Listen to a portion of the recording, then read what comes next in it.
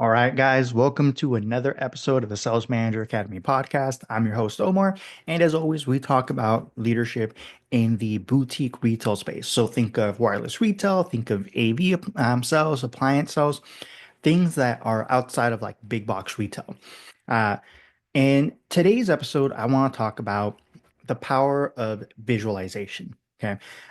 It is real and it helps when you're doing coaching more than you could ever imagine in different aspects. And it's really how you should be not just coaching your people, but leading your people. This is how real leaders are going to use visualization practices. And we're going to talk about a couple of options. Um, and one of the things that you want to realize about this is that by not practicing visualization practices in your coaching sessions and your leadership style, you're really setting up your team to lose before the customers even walk in the stores. It is that impactful to what you're going to be doing into your not just your leadership style, but also how your team develops. Now, if your reps can't see success before it happens, they'll never close at their full potential. It's the same thing when you're talking about training. Think of like physical training, think of like sports. If you can't visualize yourself winning, if you can't visualize yourself doing something, you're not going to accomplish it. It's the exact same thing when it comes to sales. It's the exact same thing when it comes to training and developing your people. And it starts with you as a leader. Because if you can't see your people doing it, you will set yourself up for failure because you're going to set up your people for failure. So you have to see the truth. Okay. Now, your team doesn't lose sales because they don't know what to do. They lose because they don't mentally prepare to win. The best athletes, the best performers, even salespeople, use visualization to execute under pressure. Because remember, you don't rise to the expectation when it comes to pressure. You fall back to your level of training. Visualization is a type of training that we do. Now, if you're not coaching this skill, if you're not creating and developing and helping people foster this, you're leaving performance on the table every single day. That is how impactful visualization is as not just a leadership skill, but also a training developing skill when it comes to sales performance. Now, sales success starts in the mind, not in your system, not in your sales process, not in your POS. Okay. That is not where it starts. You have to visualize it in order for it to be something that can be accomplished. Every customer interaction is like a game day, but how many reps are actually mentally ready for when that door opens? I've talked about this before where your people should not be doing admin stuff, for instance, or cleaning or, making the showroom look nice on heavy traffic days. We're talking about weekends. We're talking about, sales holidays. None of that should happen when the doors are open. All that should either be taken care of beforehand, or you should have somebody else that's not sales be taking care of that stuff. Because it does take time for your team to get back into the flow of things. Because when they're cleaning, they're not visualizing sales. They are physically and mentally cleaning. So they're visualizing a clean work environment or they're visualizing the amount of sales that they're losing. So they're setting themselves up for failure. They're not allowing themselves the opportunity to win. And that is strictly a you as a leader thing because you have control over that. You could be very strict about that. That's how I've been with my teams. And I've told them, yes, the stores need to look great, but that doesn't happen during a Thursday evening, a Friday, or Saturday. If I catch you guys cleaning, and this is what I would tell the leaders, if I catch your teams cleaning, if I catch you cleaning, we're going to have issues. This is not what we do on sales days. This is not sales preparation. This is not sales success. You're taking away from your team. You're taking away from you. You're taking away from everybody. So know when we focus on certain things and when we don't. Now, visualization can prime confidence, sharpen focus, and reduce hesitation. Because in your mind does not know the difference between you visualizing you doing something and you actually doing something. That's the difference when it comes to the power of visualization. If you can think it, if you can imagine it, it could be potential, it could be possible. If you imagine that it can't happen, if you imagine that you're losing something, you're taken away from that. You will not attain that. You will prevent yourself from getting there. And when we take away the focus from cells for our people, when we don't develop the visualization skills in them or the practices to help develop that, then that makes them fail instead of succeed. And that's not what we want to do for our teams because their success is our success as leaders. That speaks volumes. So we have to do everything that we can to best prepare them and help them. And this is one of the things that we do. Now, without visualization, reps can default to a more reactive mode because they're not thinking of the training and developing that they've gone through with you or your organization. They're thinking about, man, I'm stuck doing this, and that means I'm not going to have sales coming in. Or what if somebody else, they start psyching themselves out. And that's more of a reactive than a proactive mode. And that means that we're going to be missing a lot of opportunities that walk through that could have happened. That's not what we want to do. We want to prep and set up our teams for success. So we have to help them visualize that success. If you're wondering what's an easy way to do it, start a shift with a 2-minute mental walkthrough of what a perfect cell looks like. Think of the greet, discovery questions, potential objections that they get, and what the closing is going to look like. Now remember, we want to focus on what 60%, 70% of our interactions are like. I don't fucking care about that one in the blue moon customer that's a pain in the ass that's going to say no to everything. I'm not trying to overcome that because that's not a realistic customer we're going to see. I want my team to focus on realistic customers that they see on a day-to-day basis because those are the ones that come in that are higher probability of closing.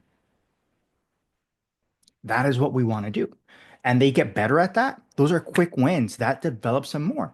So that once in a blue moon customer that walks in that's, fucking pain in the ass, they have a better shot at overcoming and actually helping them solve the issues that they're walking in with and leaving with a solution. But if they don't, that one is not going to make or break the entire either their commission, their quotas, or the store's quotas. That's why we want to focus on the ones that they see on a more consistent basis. And that's where the power of visualization helps them because they don't have to be in front of a customer or client every single day when they're focusing in on visualizing those client interactions. Now, as a leader,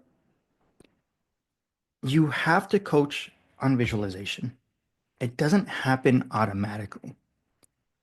And don't start with like, well, I'm just going to think about it. There's a process through to go through to actually learn visualization, to actually be good at it and help create and facilitate those skills within people, right? Just like you can't tell somebody to be confident and they're automatically confident, you have to train them to see the success before they can act on it. Just like when you say be confident, you don't just say be confident, right? What are some things that you could do to build confidence? Smile. What if I don't want to smile? Put a fucking pencil in your mouth, right? The literal act of putting a pencil in your mouth activates the same muscles that you would use for smiling. And your brain doesn't know the difference. That is the small things you can do. Stand up straight, right? Put your chest out. Little things like that may not seem like a lot, but those are the things that start to make you like your physiology feel a little bit different, right? You are creating things that emanate confidence.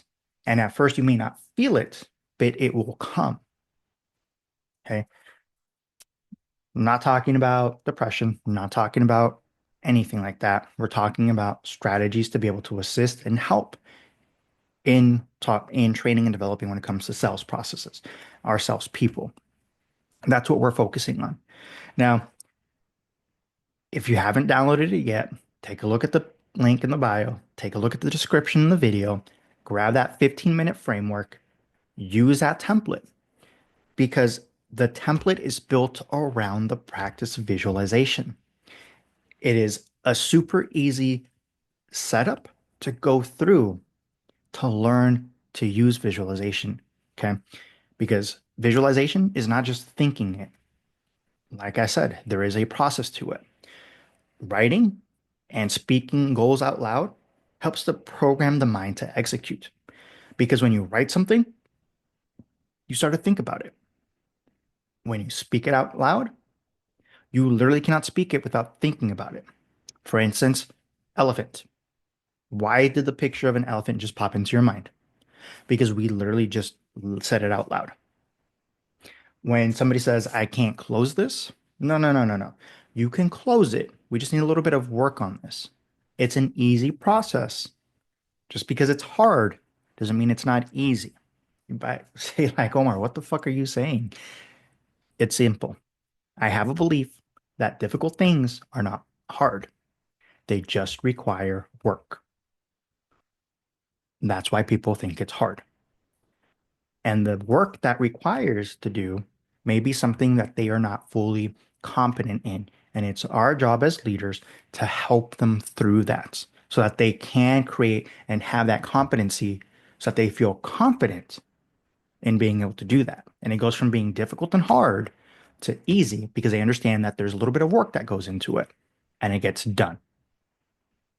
That is a mental mind shift that you can have with your team. Remember, we're helping them build new neural pathways, new neural connections that they haven't needed to use before. They haven't developed before because they haven't been in an area, they haven't been in a position where they needed to do it. They didn't have anybody to help them facilitate and do this. That is you as a leader. I've said this before. This is, a little bit of psychology that you're going to learn, and it's literally science based. We are working with things that are physically going to change the way that people think and create new connections. Just like when you go to the gym and you work out. Yes, I know I need to go to the gym a little bit myself. Different story. But when you start doing it, a little bit of practice at first. Yes, it's exhausting. It takes a lot of effort at the beginning. But the more you do it, the more you're consistent with it, the easier it gets. Once again, right? Back to the discussion of it's not hard or difficult per se. It just requires a little bit of work. And we're just not confident or competent yet in the work that we're putting in to do that. Now, visualize it. And if you're wondering, well, how can we visualize things? What's another easy step? I've downloaded the 15-minute framework, right? I kind of get the concept, the gist, but what else? Well, simple. Use, the I will, because commitment statement. That's going to be at the bottom of that sheet. Okay? Use that statement to lock in a mental focus before peak hours. You can write it out, you can say it out loud, but that's the biggest thing. That is what ties everything together and makes that mental commitment, that visualization. Because now they've written out the goals, they've gone through the action items, and they've tied it up with that commitment statement. They've literally visualized it multiple times. You've literally done role playing with them in this concept multiple times. That is how crazy this is. That's how easy it could be. Coaching, training, developing doesn't have to be hard. We don't have to go through an 8-hour training day. In as little as 15 minutes, you can easily do this. And that is where visualization comes into practice because that's a force multiplier. That is that power. Now, visualization, it's not just for your reps, not just for your salespeople. It's a leadership tool. You use it yourself as well. Because I mentioned it earlier in the conversation. If you yourself can't visualize your team members, your salespeople, your leaders doing a particular action, hitting a particular goal, you're setting them up for failure. because you're the leader that they're going to fall back to for assistance and support when they need it. And if you don't visualize them, and if you can't visualize them being able to do that, in the back of your mind, you're just going to say, fuck it, they're not going to do it. So why am I going to even bother? You may not be thinking about that or thinking that way, but that's exactly what you're setting yourself up to do. So you're setting your teams up for failure by doing that. And that's what you need and want to avoid. Uh, Great sales leaders, great district managers, they visualize how the store visit's going to go. They visualize the coaching conversations they're going to have and the team outcomes before they happen, right? So at the beginning of the month, beginning of the quarter, beginning of the year, you have an idea of what you want to hit. This is what I want to do. That commission calculator that, process that I showed you guys, that's not just for your salespeople. Believe it or not, it also works for leaders. For you as, district sales manager, for your store leaders, when you do it and you set up, all right, I want to make this number by the end of the year with this. Okay. You can start mapping it out. You can have an idea of where you need to go so that you know what needs to adjust as the year progresses, as the quarter progresses, as the month progresses. That's that is visualization. Because when things aren't going smooth, you're not defaulting being like, fuck, I'm not going to hit it. You're like, okay, this is what I committed to do. So what do I need to assist? What do I need to support my team in accomplishing to be able to make sure this gets hit? Your success is solely based on your team's success. So you have to make sure that they're as successful as possible in order for you to be as successful as you can be. That is the force multiplier visualization for you as a sales leader.